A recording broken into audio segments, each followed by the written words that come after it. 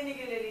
हो, सगळ्यांनीच बोलतो ना आम्ही कुठं बायफर्केशन केलंय? प्रस्थापित आम्ही कोणाचं बोललो का? आम्ही सगळ्या पक्षांची नावं घेतली पक्षाचे ते तर आमच्या मुळावर तेच आहेत. मागणी करणारेही आणि GR पारित करणारेही. आम्ही कुठं म्हटलंय की अमुक एक पक्ष किंवा अमुक एकावर टीका करतोय?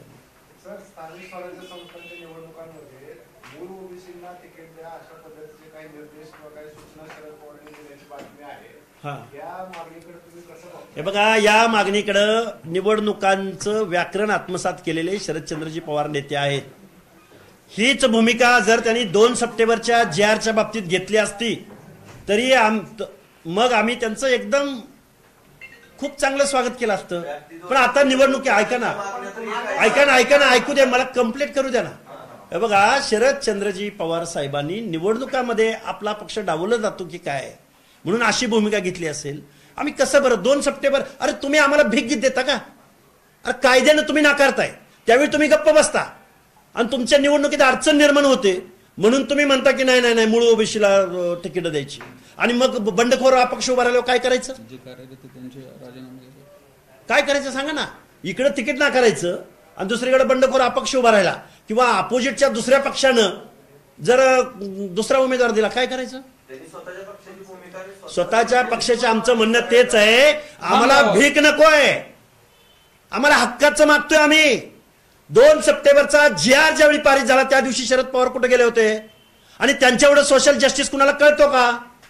राष्ट्रवादी काँग्रेसचे नेते कायम म्हणतात की मंडल आयोग पहिल्यांदा महाराष्ट्रात पवार साहेबांनी लागू केला. मग जर लागू केला जात असेल, जर ते सामाजिक न्यायासाठी ते जर क्रेडिट घेत असतील, मग 2 सप्टेंबरच्या GRला विरोध का नाही केला? भाजपचे कॅबिनेट मंत्री राधाकृष्ण विखे होते, एकनाथ शिंदेचे मंत्री उदय सामंत होते. सत्ताधाऱ्यांनी हा GR काढला, तुम्ही विरोधकांवरती टीका करताय. कुणी सांगितलं? तुम्ही माझ्यावर पार्शली विचारताय. मी त्या विखे पाटलांच्या गावात जाऊन 3-4 सभा घेतल्या राव. त्यांच्या एवढी तर मी टीका कोणावरच केली नाही. त्यामुळे आम्ही जबाबदारी सगळ्यांचीच आहे ना, सत्ताधाऱ्यांची आहे. तिथं सुप्रिया सुळे त्यांच्या डोक्यावर हात फिरवायला पण होत्या. विखे पाटलांनी GR काढला. किती बोलायचं त्यांच्या विरोधात? सर्व प्रस्थापित समाजातल्या नेत्यांनी ही ओबीसीची शिकार केलेली आहे, पक्षात सत्तेतल्या पण आणि विरोधी पक्षातल्या पण. आणि अजून पण ती पवारांनी पुढे आले, पवारांनी ठाम राहावं. आणि पवारांच्या पक्षामधले जे आता पदाधिकारी कुणबीच्या दाखल्याने कार्यरत आहेत त्याबद्दल पण पवार साहेबांनी भूमिका स्पष्ट करावी, एवढे आमचं इथं म्हणणं आहे. याच्यामध्ये भाजपने पण करावे, फडणवीसांनी पण करावी, सर्वांनीच करावी. छापाही तुमचाच आणि काटाही तुमचाच असं नसतो. तुम्ही काय म्हणताय? पवारांनी भूमिका स्पष्ट करावी, ते म्हणतायत समाजाने वाटतं. अरे सगळ्यांनीच म्हणतोय आम्ही.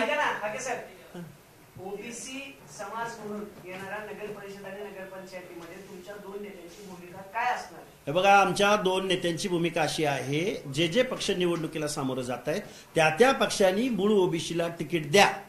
जर मूळ ओबीसीला तिकीट नाही दिलं, मग ते दोन्ही शिंदे गट, दोन्ही शिवसेना गट असो किंवा दोन्ही राष्ट्रवादी असो, भाजप असो, काँग्रेस असो, कुठलाही पक्ष, काँग्रेस असो, आमचं साधी लाईन आहे.